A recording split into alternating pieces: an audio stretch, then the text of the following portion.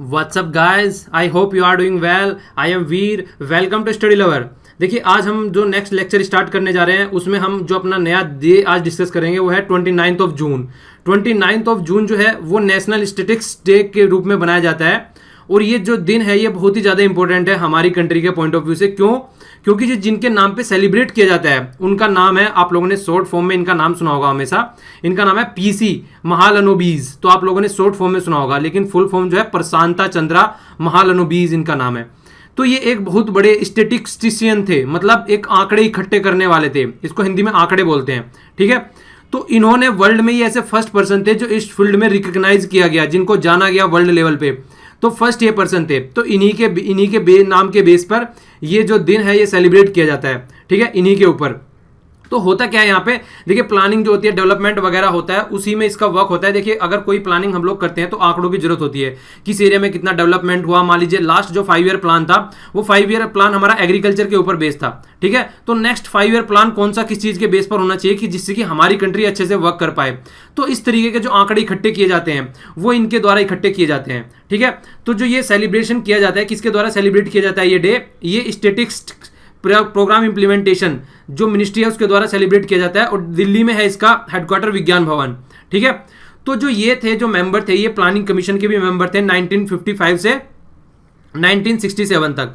तो ये planning commission के भी मेंबर थे। और इनके नाम पर आप लोगों ने बहुत बार ये क्वेश्चन सुना होगा। ये एसएससी में भी पूछा जा चुका है, यूपीएससी में भी और बैंकिंग में भी पूछा जा चुका है ये कि जो इन्होंने जो अपना प्लान दिया था, जो मॉडल दिया था, इन्हीं के प्लान के मॉडल के बेस पर ही हैवी इंडस्ट्री आना इंडिया में स्टार्ट हुई थी। मतलब इन्होंने फोकस किया था कि हैवी इंडस्ट्रीज में अब अपना फोकस देना स्टार्ट करो, ठीक है। इनके मॉडल को बोला भी जाता है महालनोबिस मॉडल के नाम से भी इसको जाना जाता है। तो देखिए, अब तक जो थी ना हमारी जो इकोनॉमी चल रही थी वो एग्रीकल्चर के बेस पर इकोनॉमी कंप्लीटली चल रही थी। जो गांधीयन मॉडल है कंप्लीटली उसके बेस पर हमारी इकोनॉमी चल रही थी। पर लेकिन इन्होंने बोला कि देखिए यार, इंडस्ट्री को भी थोड़ा अपनी कंट्री में जगह दो, जिससे कि हमारी कंट्री अच्छे लेवल पर डेवलपमेंट कर सके। क्योंकि जितनी भी बड़ी बड़ी प्रोडक्ट हैं मशीनों के द्वारा जो बनाए जाते हैं वो हम बाहर की कंट्रियों से खरीदते हैं। तो अपनी कंट्री के अंदर भी फोकस देना स्टार्ट करो इन इंडस्ट्रीज पे, जिससे कि हमको बाहर वाली कंट्री के ऊपर, दूसरे प्रोडक्टों के ऊपर जो कि मैन्युफैक्चर बाहर किए जाते हैं, हम ओनली इंपोर्ट के ऊपर डिपेंडेंट रहते हैं, उनको हम आगे आने वाले टाइम में एक्सपोर्ट भी कर सकें। तो ये इन्हीं का सजेशन था जिसके बेस पे हैवी इंडस्ट्रीज आना हमारी कंट्री में स्टार्ट हो गई थी। तो आप लोगों को बताना है कि जो हैवी इंडस्ट्री का मॉडल जो इन्होंने दिया था, महालनोबिस मॉडल बोलते हैं, ये किस 5 ईयर प्लान में दिया था। वैसे तो क्वेश्चन देखिए, ये मतलब आपका आंसर यहीं पे मिल चुका है। मैंने यहाँ पर डेट जो डाल दी है तो आप लोग थोड़ा आइडिया लगा सकते हैं, पर फिर भी आंसर दीजिए, चलिए कोई नहीं। और देखिए, जो अब की बार जो सेलिब्रेट किया गया वो 11th किया गया है, ठीक है। 11th डे सेलिब्रेट किया गया है। और जो अब की बार की थीम है वो है एडमिनिस्ट्रेटिव स्टैटिस्टिक्स, ठीक है। तो आप लोग इसको याद रखना है थोड़ा, ये काफी इंपॉर्टेंट हो जाती है इस तरीके की चीजें। और जो फैक्ट मैंने उठाया, ये फैक्ट मैंने डायरेक्ट पीआईबी से उठाया है, ठीक है। कई जगह सर्च किया, मुझे मिला नहीं था, ये पीआईबी पे मिला है मुझे, तो वहां से फैक्ट उठा लिया है मैंने। जो लास्ट वाली जो थीम थी ये थी agriculture and the farmer welfare. तो ये भी आप लोग याद रख सकते हैं, काफी इंपॉर्टेंट हो गई है दोनों थीम। जिस तरीके से आज की डेट में जो फार्मर का इशू है बहुत ही ज्वलंत मुद्दा है और फार्मर बहुत ज्यादा सुसाइड कर रहे हैं, तो ये थीम भी आप लोगों के लिए इंपॉर्टेंट हो जाती है। तो इस क्वेश्चन का आंसर आप लोग कमेंट बॉक्स में दीजिएगा, ओके।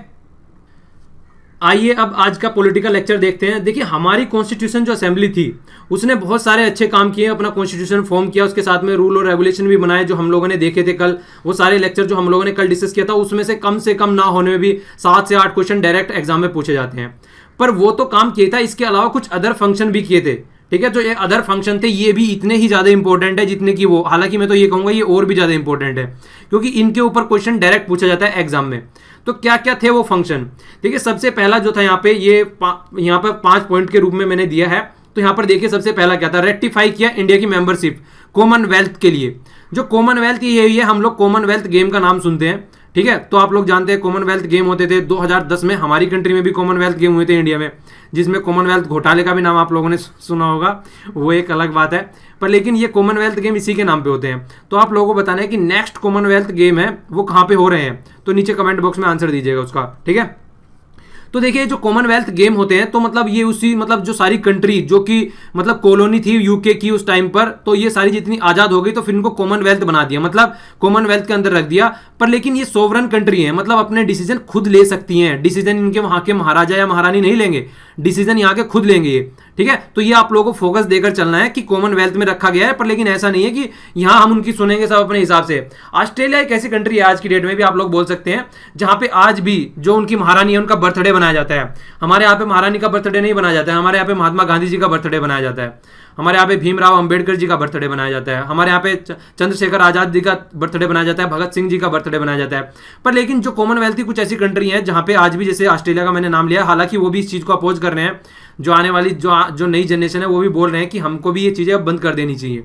ठीक है, चलिए वो उनका इंटरनल मैटर है, बंद करें, एंजॉय करें, पर हम लोग नहीं कर रहे हैं, ये हम लोगों को ध्यान रखना है। इसके अलावा सेकंड वर्क जो था वो था नेशनल फ्लैग। तो नेशनल फ्लैग के ऊपर भी कई बार ये क्वेश्चन आता है कि अडॉप्ट कब किया गया, तो ये डेट बहुत ज्यादा इंपॉर्टेंट है, ये याद रखिएगा आप। जुलाई 22, 1947 में नेशनल फ्लैग जो है हमने अडॉप्ट किया, जो कि आज की डेट में हमारा झंडा है। ठीक है, चलिए झंडे में जो चक्र है अंदर वो बताइए, उसके अंदर कितने ये तिल्ली हैं, जो तिल्लियां हैं, इनको स्पोक या कुछ भी बोले आप लोग, कितनी है ये डंडियां छड़ियां, ठीक है, हमारे झंडे के अंदर, ये बताइए आप लोग कमेंट बॉक्स में। इतना तो पता ही होगा ना, चीजें याद रखा करो। ठीक है, अब देखिए नेक्स्ट वाला जो है ये है नेशनल एंथम के बारे में। नेशनल एंथम जो अडॉप्ट किया गया वो जनवरी 24, 1950, ये इस दिन अडॉप्ट किया गया। ये डेट बहुत ज्यादा इंपॉर्टेंट, डेट याद रखिएगा, और खासकर क्रोनोलॉजिकल ऑर्डर में यूपीएससी में पूछी जा चुकी है, बैंकिंग में भी पूछी जा चुकी है, और एसएससी में भी। ठीक है, इसके अलावा नेशनल सॉन्ग भी यहाँ पे है, ये क्या है, ये जनवरी 24, तो दोनों एक ही दिन दिए गए थे, इनमें आगे पीछे नहीं है, ऐसा नहीं है आप लोग कभी कंफ्यूज हो जाए इसमें, तो आप लोगों को याद रखना है। ठीक है, और हाँ बहुत से स्टूडेंट जो हैं वो कंफ्यूज हो जाते हैं, बहुत सारे बच्चे कंफ्यूज हो जाते हैं नेशनल एंथम और नेशनल सॉन्ग में। नेशनल एंथम जन गण मन जो अधिनायक जय है जो हम लोग गाते हैं वो नेशनल एंथम है। ठीक है, जिसपे अभी सुप्रीम कोर्ट ने क्या लगाया था, सुप्रीम कोर्ट ने अभी बोला था उसको कि हर एक सिनेमा हॉल में उसको बजाया जाएगा, तो वो नेशनल एंथम था, वो सॉन्ग नहीं था। जो नेशनल सॉन्ग है वो वंदे मातरम वाला है। ठीक है, तो वंदे मातरम वाला नेशनल सॉन्ग है। अच्छा ये बताइए दोनों लिए कहां से गए हैं, ये कहां से लिया गया और ये कहां से लिया गया है, कल फिर आंसर दूंगा, तो इनका अच्छे से आप लोगों को कल वाली वीडियो में आंसर दूंगा इनका अच्छे से एक्सप्लेन करके। ठीक है, इसके अलावा क्या किया गया था, जो हमारे फर्स्ट प्रेसिडेंट थे डॉक्टर राजेंद्र प्रसाद, उनको भी इसी के द्वारा इलेक्ट किया गया था। ठीक है, इसी असेंबली के द्वारा, तो ये अदर फंक्शन थे कॉन्स्टिट्यूशन से अलग वाले, तो ये भी जनवरी 24 को। ये एक डेट आप लोगों को नजर आ रहा है, जनवरी 24, जनवरी 24, जनवरी 24। ऐसा क्या था जनवरी 24 में, क्योंकि आने वाले टाइम में फिर 26 जनवरी थी, जिसमें हमको पूरा कॉन्स्टिट्यूशन अडॉप्ट करना था। क्यों, क्योंकि जो नवंबर में हमने जो कॉन्स्टिट्यूशन अडॉप्ट किया था, नवंबर 1949 में, वो कॉन्स्टिट्यूशन हमने पूरा अडॉप्ट नहीं किया था, हमने कुछ आर्टिकल्स अडॉप्ट किए थे वहां पर। ठीक है, तो पूरा कॉन्स्टिट्यूशन वहां पर नहीं आया था उस टाइम पर। कौन कौन से आर्टिकल वहां पे नहीं लिए, मतलब लिए गए थे 26 नवंबर को, वो सारे आप लोगों को आगे मैं बताऊंगा अभी, तो आगे लेक्चर में हम चलेंगे तो आप लोगों को पता चल जाएगा। ये टाइम ड्यूरेशन है, यहाँ पे फैक्चुअल इन्फॉर्मेशन है, 11 सेशन। ठीक है ना, 11 सेशन कंप्लीट लगे थे इसको कवर करने में। इसके अलावा 2 साल 11 महीने और 18 दिन, ये मैंने आप लोगों से क्वेश्चन भी पूछा था, तो ये कंप्लीट टाइम ड्यूरेशन लगी थी हमारा संविधान बनाने में।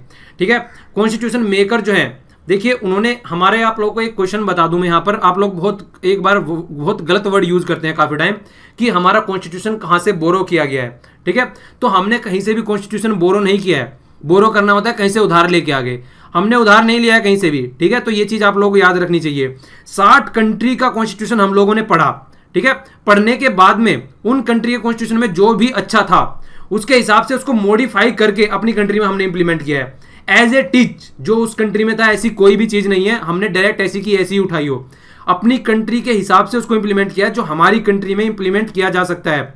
तो कभी भी अपने कॉन्स्टिट्यूशन को ऐसी नजरों से मत देखो कि वो उधार लिया गया है, कि यहां से वहां से कॉपी पेस्ट कर दिया गया है। तो वो बहुत ही एक एनालिसिस किया गया, एनालाइज किया गया दूसरी कंट्रियों को, और एनालाइज करके तब ये कॉन्स्टिट्यूशन बनाया गया पूरा एनालिटिकल और रीजनेबल थिंकिंग के बेस पे। ऐसा नहीं है कि वहां से कट पेस्ट कर लिया, फंडामेंटल राइट उठा लिए यहाँ से, डीपीएसपी उठा लिए वहां से, ऐसा कुछ नहीं किया गया। हमारी कंट्री के हिसाब से जो सुटेबल है वो चीजें यहाँ पे रखी गई हैं, तो ये बात आप लोगों को याद रखनी है। ठीक है, इसको ड्राफ्ट करने में जो ड्राफ्टिंग कमेटी के हेड थे भीमराव अंबेडकर जी, उनके द्वारा ड्राफ्ट किया गया। इसको 114 दिन लगे कंप्लीट ड्राफ्ट करने में। ठीक है, और जो अमाउंट लगा है टोटल कॉन्स्टिट्यूशन को तैयार करने में, जो एक्सपेंडिचर आया है वो 64 लाख का है। देखिए ये सारी फैक्चुअल इन्फॉर्मेशन है, बस बता दे रहा हूं, कम से कम कॉन्स्टिट्यूशन है हमारा, संविधान है, तो इतनी चीज हम लोगों को पता होनी चाहिए।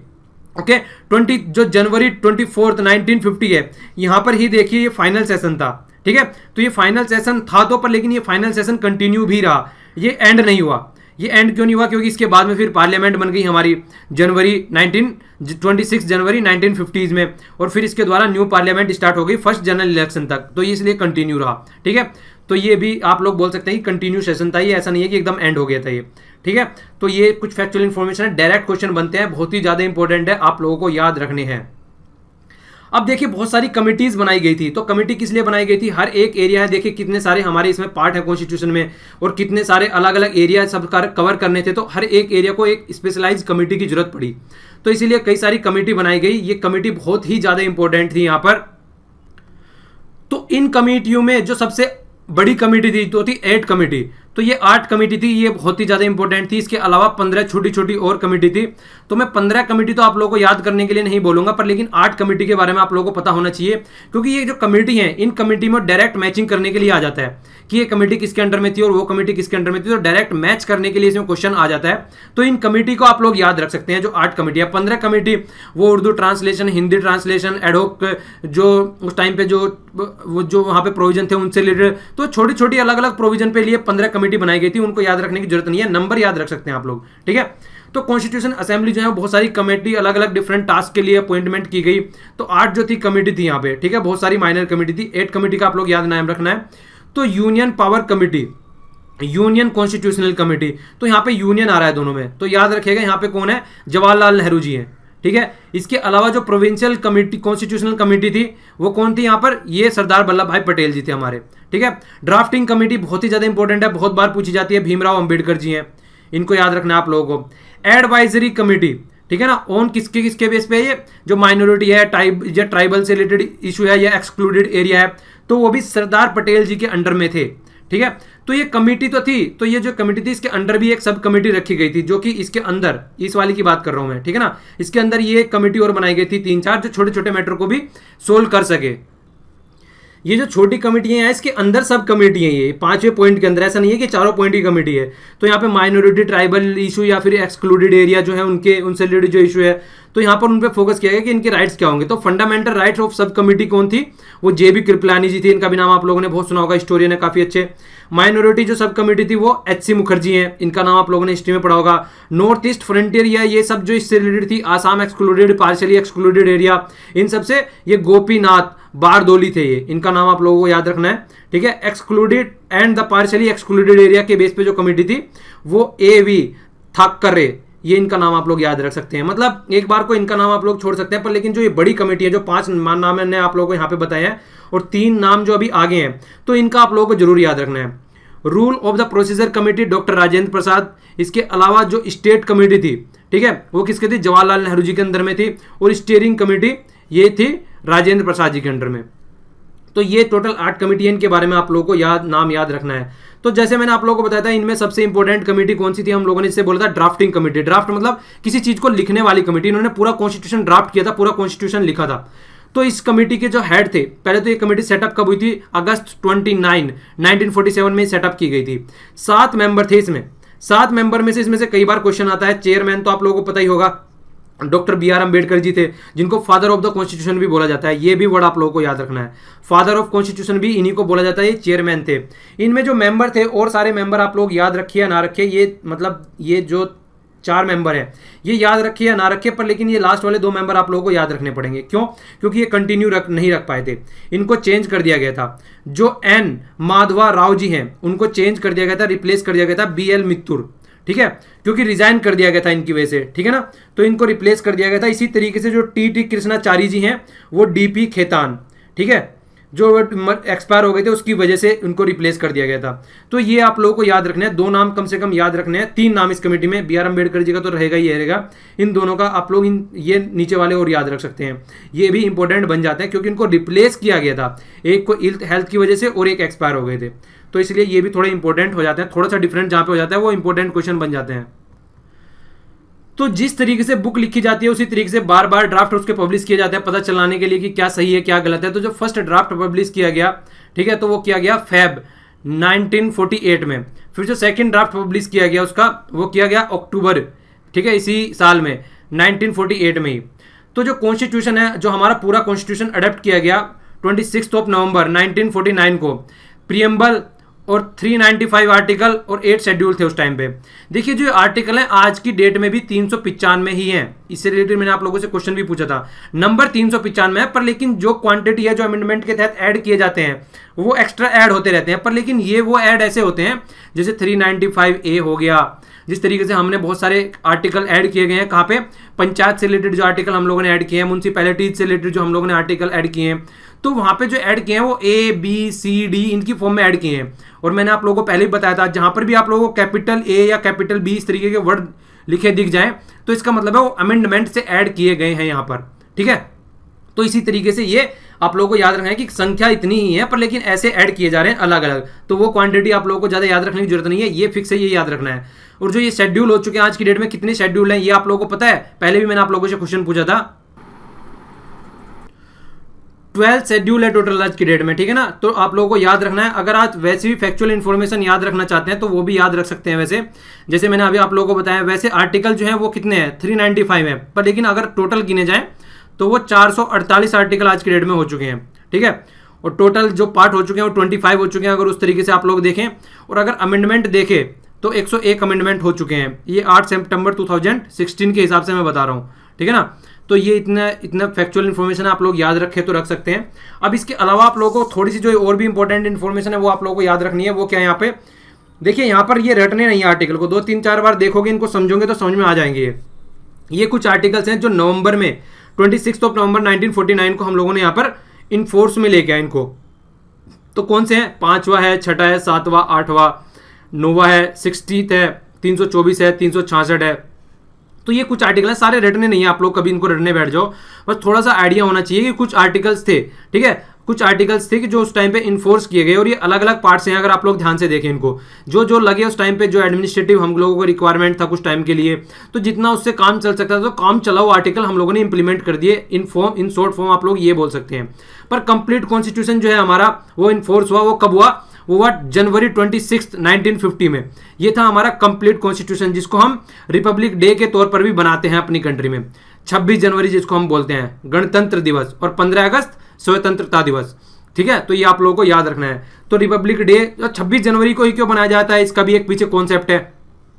देखिए, जो 26 जनवरी वो चूज किया गया तो पूर्ण स्वराज्य डे के रूप में सेलिब्रेट किया गया था 1930 में, ठीक है। जो रिजोल्यूशन पास किया गया था वो लाहौर सेशन था कांग्रेस का, दिसंबर 1929। तो INC इंडियन नेशनल कांग्रेस के इस सेशन में इसको पास किया गया था कि हम आगे चल के 26 को ही हम अपना 26 जनवरी को हम अपना ये रिपब्लिक डे बनाया करेंगे। तो ये पहले ही डिसाइड कर लिया गया था, इसीलिए कुछ पार्ट जो था कुछ पार्ट हमने पहले ही इंप्लीमेंट कर दिया, और जो बचा हुआ पार्ट जो था कंप्लीट पार्ट हमने 26 जनवरी को इंप्लीमेंट किया। तो इसके पीछे हिस्टोरिकल बैकग्राउंड है, ऐसे ही नहीं है कि मन आया यार थोड़ा सा आज कर देते हैं, थोड़ा सा कल कर दें तो ऐसा कुछ नहीं था, ठीक है। तो ये आप लोगों को प्रॉपर वे में याद रखना है। इसके अलावा क्या हुआ, देखिए, जो जैसे कमिंसमेंट हमारा कॉन्स्टिट्यूशन आ गया तो इंडिपेंडेंट एक्ट, ठीक है, और जो गवर्नमेंट ऑफ इंडिया एक्ट 1935 था वो रिप्लेस कर दिया गया, ठीक है। पर अबोलिशन ऑफ प्रीवी पर्स, जो प्रीवी पर्स आप लोगों ने सुना होगा, अबोलिशन ऑफ प्रीवी काउंसिल जुडिक्शन, तो ये था कंटिन्यू रहा, ये आगे टाइम तक भी कंटिन्यू रहा हमारे यहाँ पर।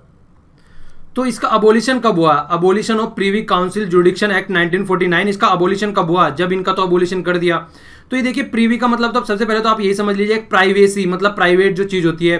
तो ये एक तरीके की काउंसिल या आप लोग कमेटी बोल सकते हैं। ये किस लिए थी, ये एडवाइस देने के लिए थी कॉन्फिडेंशियल मैटर पर, स्टेट अफेयर से रिलेटेड, ठीक है। तो ये कंटिन्यू रही जब तक हमारा सुप्रीम कोर्ट अस्तित्व में नहीं आ गया, ठीक है, जो आज की डेट में हमको सुप्रीम कोर्ट बोलते हैं, तो जो दिल्ली में है, तो जो जब तक वो अस्तित्व में नहीं आ गया। तो अच्छा ये बताइए, चलिए क्वेश्चन आप लोगों के लिए, हमारा सुप्रीम कोर्ट कब अस्तित्व में आया, ठीक है, उसी के बाद इसको अबोलिश कर दिया गया। तो इन क्वेश्चनों के आंसर दीजिए, क्वेश्चनों के आंसर आप लोगों को देने हैं, ठीक है ना। ढंग से क्वेश्चनों के आंसर आप लोग देंगे तो मैं उतना ही ज्यादा मोटिवेटेड रहूंगा इन लेक्चरों को बनाने में। आप लोग पार्टिसिपेट तो ढंग से कर नहीं पा रहे हैं यार, फिर बोलते हैं लेक्चर बनाते रहो। तो पार्टिसिपेट तो आप लोग ढंग से करिए, आधे आंसर भी नहीं देते हैं, आंसर दीजिए कम से कम ढंग से, तो तब मैं और अच्छे से लेक्चर ले पाऊंगा कंटिन्यूअस वे में। तो इसको आप लोगों को नीचे कमेंट बॉक्स में आंसर देना है। तो ये चीजें रटनी नहीं है आप लोगों को, लेक्चर को 1-2 बार आप लोग सुन लेंगे और थोड़ा PDF पे नजर मार लेंगे तो ये सारी चीजें आप लोग याद रख पाएंगे अच्छे से, ठीक है। तो इसलिए आप लोगों को बिल्कुल कॉमन वे में चीजों को करके चलना है, कुछ भी हड़बड़ाहट में नहीं करना है चीजों को, बस अपना थोड़ा सा रिविजन करते रहिए आराम आराम से। अब ये जो क्रिटिसिज्म दे रखे हैं ये बहुत बहुत बहुत ज़्यादा इंपॉर्टेंट है, इन पे तो थोड़ा माइंड लगाना पड़ता है, इसीलिए क्रिटिसिज्म होते हैं, बिना माइंड लगाए क्रिटिसिज्म नहीं होते हैं। तो ये कई बार बोले भी जाते हैं और बिल्कुल सही सही क्रिटिसिज्म है ये, आप लोगों को एग्जाम्पल के थ्रू समझाऊंगा मैं। इसको बोला गया था नॉट ए रिप्रेजेंटेटिव बॉडी, ये एक रिप्रेजेंटेटिव बॉडी नहीं थे। क्यों? क्योंकि सबसे बड़ी बात तो ये है इसमें डायरेक्टली इलेक्टेड मेंबर नहीं थे, नॉट डायरेक्टली इलेक्टेड, कुछ तो नॉमिनेटेड मेंबर थे जो कि स्टेट की साइड से, जो प्रिंसली स्टेट थे वहां से इलेक्ट होकर आए थे। लास्ट लेक्चर में हम लोगों ने देखा था। Not a sovereign body, sovereign body वो होती है जो अपने आप कॉन्स्टिट्यूट की गई हो हमारी गवर्नमेंट के द्वारा। यहां पे क्या था, यहां पे देखिए प्रपोजल दिया गया था ब्रिटिश गवर्नमेंट के द्वारा, उसके बाद क्रिएट की गई थी। हमारी ऐसा नहीं है कि हमने अपने हिसाब से क्रिएट की थी, एक प्रपोजल आया था उसके बाद में ब्रिटेन से, उसके बाद में एक क्रिएट की गई थी। सोवरन का मतलब है कि हमारा मन है क्रिएट करें, नहीं मन है तो ना क्रिएट करें। तो ऐसा कुछ नहीं देखने को मिला। टाइम कंज्यूमिंग बोला जाता है, क्यों? क्योंकि हमने जो अपना कॉन्स्टिट्यूशन बनाया 2 साल से ज्यादा ले ली बनाने में, 2 साल 11 महीने 18 दिन, और जो अमेरिका ने अपना कॉन्स्टिट्यूशन बनाया 4 महीने में बना के इधर उधर कर दिया। तो इसलिए बोलते हैं टाइम कंज्यूमिंग भी बॉडी थी। पर लेकिन जिस तरीके का हमारा कॉन्स्टिट्यूशन है उस तरीके का कॉन्स्टिट्यूशन बनाने के लिए टाइम चाहिएगा, ठीक है। तो ये थोड़ा नेगेटिव कमेंट है यहाँ पे। डोमिनेटेड बाय कांग्रेस, ये पॉजिटिव कमेंट है, कांग्रेस के द्वारा ही डोमिनेटेड थी, वन पार्टी, मतलब यहाँ पर कंप्लीटली अगर देखा जाए बहुत कम मेंबर थे जो दूसरी पार्टी थे, मैक्सिमम जो मेंबर थे वो कांग्रेस के थे, और कांग्रेस के तो थे ही सारे वकील और पॉलिटिशियन थे, आउटसाइड मेंबर एक भी नहीं था, ठीक है। जिस तरीके से मैंने आप लोगों को बताया था मोहम्मद अली जिन्ना नहीं थे यहाँ पे, महात्मा गांधी नहीं थे, तो इनके बारे में आप लोगों को याद रखना है, दोनों बहुत ही इंपॉर्टेंट पर्सनैलिटी है। तो ये कई बार क्वेश्चन पूछ लिया जाता है। तो यहाँ पे ये बोला जा रहा है कि जो section of the other society है, अब डॉक्टर भी हो गए यार, टीचर्स भी हो गए, तो और भी है ना सोसाइटी में, तो उनको कहीं भी जगह नहीं दी गई, ठीक है। तो पॉलिटिशियन और लॉयर थे सब जगह, ये बोला जाता है, इसलिए भी क्रिटिसिज्म होता है। आगे क्या क्रिटिसिज्म होता है? डोमिनेटेड बाय हिंदू, मतलब हिंदूज के द्वारा डोमिनेटेड की गई थी। और यहाँ तो लॉर्ड वेस्टकाउंट जो सैमन है, इन्होंने तो बोला भी था कि बॉडी ऑफ द हिंदू, तो इस तरीके की बात भी पूछ ली जाती है कि ये वर्ड किसने बोले थे। तो आप लोगों को इनके भी नाम याद रखने हैं, ठीक है ना। तो विस्काउंट सिमोन, तो इनका नाम याद रखिएगा, लॉर्ड विस्काउंट सिमोन ने बोला था कि बॉडी ऑफ हिंदू, ठीक है। वेस्टर्न चर्चिल ने क्या बोला था? वेस्टर्न चर्चिल जी ने ये बोला था कि only one major community in India, ठीक है, कॉन्स्टिट्यूशन असेंबली को, मतलब यहाँ पर सबका सब ऐसे नहीं है कि सबको काउंट करके चला गया, ओनली कुछ पार्ट को काउंट कर लिया गया यहाँ पे। तो ये कुछ बातें हैं जो आप लोगों को याद रखनी है, खासकर इन पे डायरेक्ट क्वेश्चन बन जाते हैं, तो इसलिए थोड़ा सा इसके ऊपर आप लोग फोकस देके चलिएगा, ओके। अब ये लास्ट टू लास्ट लेक्चर में मैंने आप लोगों से क्वेश्चन पूछे थे, इनका आंसर है अभी यहाँ पे। 1857 में जो रिवोल्ट हुआ था उसको बोला गया था फर्स्ट वार ऑफ इंडिपेंडेंस, जो बोला गया था वो वीडी सावरकर जी के द्वारा बोला गया था, ठीक है। जो बोर्ड ऑफ कंट्रोल था उसको वो पॉलिटिकल अफेयर बॉडी थी, और जो कोर्ट ऑफ डायरेक्टर था वो कमर्शियल थी, ये भी मैंने आप लोगों से क्वेश्चन पूछा था। Power to make the ordinance आज की डेट में प्रेसिडेंट के हाथ में है, वो 123 आर्टिकल के अंदर आता है, गवर्नर के हाथ में है वो 213 इसके अंदर आता है, दोनों ही थोड़े मिलते जुलते आर्टिकल है, थोड़ा याद रखिएगा, कंफ्यूज मत होइएगा। सेकेंड राउंड टेबल में ही महात्मा गांधी जी गए थे, इसके अलावा कांग्रेस का कोई भी मेंबर किसी भी राउंड टेबल में नहीं था, 3 राउंड टेबल हुई थी, तो कोई दूसरा मेंबर नहीं गया था। इस राउंड टेबल के बेस पे ही आप लोगों को एक फैक्चुअल इन्फॉर्मेशन और बताता हूं, इसी के बेस पर आगे चल के 1935 का जो एक्ट निकल के आया था, तो वो इसी के बेस पे निकल के आया था, उसी के बारे में जिक्र भी किए जा रहे थे यहाँ पर, ठीक है। अब तक जो मैं डिस्कस कर चुका हूँ, 4 डे डिस्कस कर चुका हूँ, आज के को मिला के 5 हो जाएंगे। ये 22 जून जो होता है वर्ल्ड रिफ्यूजी डे होता है, 21 जून जो होता है, वो 20 जून 21 जून जो होता है इंटरनेशनल योगा डे होता है, 23 जो जून होता है वो नेशनल पब्लिक, ये United nation public service day होता है, और जो 26 जून होता है ये कल हम लोगों ने डिस्कस किया था, ड्रग एब्यूज और इलिसिट ट्रैफिकिंग, तो इसके बारे में जिक्र किया था हम लोगों ने कल, तो ये कंप्लीट हम लोगों ने डिस्कस किया था। तो ये पूरा आज का लेक्चर हो गया। देखिए लेक्चर पसंद आता है तो लाइक कीजिए, नहीं पसंद आता है तो डिसलाइक कीजिए। अगर आप लोगों को लगता है कि ये सीरीज कंटिन्यू रखनी चाहिए तो जो भी इस लेक्चर को देखते हैं वो फेसबुक पर जाकर, ये लिंक है वहां पर, उसको शेयर कर सकते हैं, जिससे कि ज़्यादा से ज़्यादा तक स्टूडेंटों तक ये पहुंच सके, ठीक है। मैं चाहता हूं कि ज़्यादा से ज़्यादा तक पहुंचे, और जो आप लोग पैसा खर्च करते हैं कोचिंग में, लाखों लाखों रुपए खर्च करते हैं, कम से कम उसको बचाया जा सके। तो अगर आप लोग ये एक आर्थक प्रयास है, इसमें सहायता करना चाहते हैं तो शेयर कीजिए उसको, ठीक है।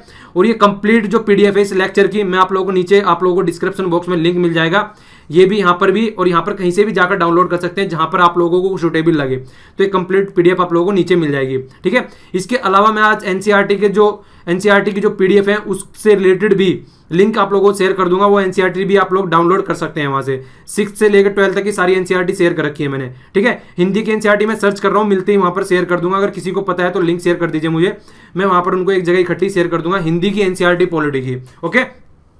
तो आज के लिए इतना ही। Thanks a lot for listening. जय हिंद।